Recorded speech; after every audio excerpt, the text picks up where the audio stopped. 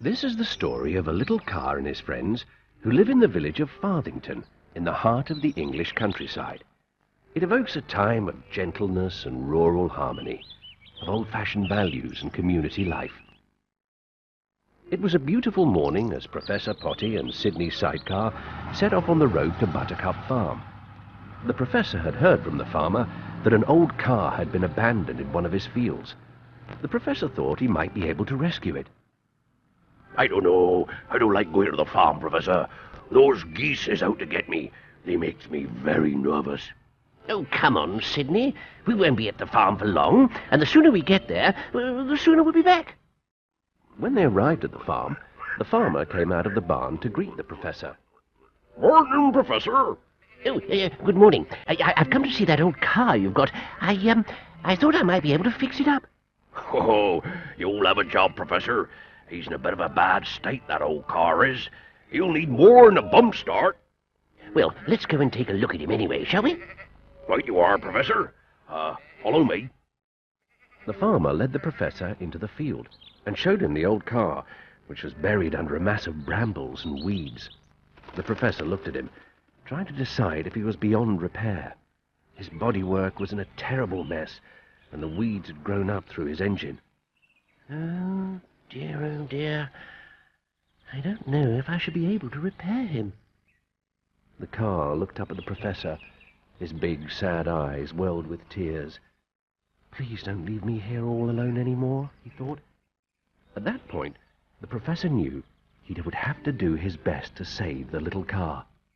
You can have the old heap, if you can get him out of there, said the farmer. The professor scratched his head, as he always did when he was thinking. Back at the farmyard, Sydney had a problem of his own. Some of the farmer's geese had wandered out of the barn and were hissing and scratching close to where he was parked. Oh, do go away. Will you leave me alone? Meanwhile, the professor had an idea. If the farmer got his tractor, they could pull the car out of the brambles. The farmer agreed and went off to fetch it. When the farmer had gone, the professor spoke to the car for the first time. What's your name? Billy. My name is Billy. Well, Billy, don't worry. We'll soon have you back on your wheels again. I'll make you as good as new. Oh, thank you. Thank you. The farmer returned with his tractor, whose name was Derek. He was brand new and very strong. The professor and the farmer tied one end of the rope to Derek and the other end to Billy. The farmer started Derek's engine and slowly took up the slack until Billy started to move. Pull! Pull! Harder! Harder! But it was soon clear to the professor that the thorny brambles were not going to let go of Billy so easily. Stop! Oh, it's no good. He's not coming out. Taking a small penknife from his pocket, the professor began to cut away the brambles from around Billy. When he was finished, Derek pulled Billy free with ease. Oh, well done! The farmer offered to tow Billy all the way to the professor's workshop. The professor went off to collect Sydney from the farmyard, shooing away an angry gaggle of flapping and hissing geese which had encircled him. Oh, thank goodness, Professor. Thank goodness you are here. These horrid geese were about to attack me. Oh, come along, Sydney. The farmer's waiting for us at the gate. When Sydney saw Billy, he was horrified. Sydney didn't like cars. He thought they were all far too big-headed for their own good. They were always honking their horns at him and trying to pass him on the road. Cars were even worse than geese. When they reached the workshop, Mrs. Snellgrove came out to see what all the fuss was about. When she saw Billy, she started to laugh.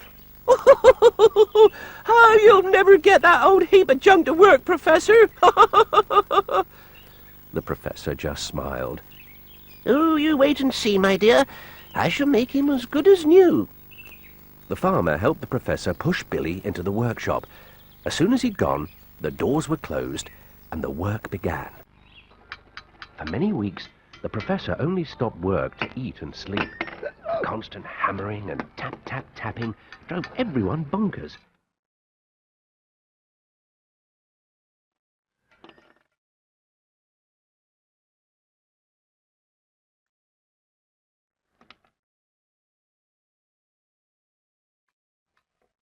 Then one day, the noise stopped.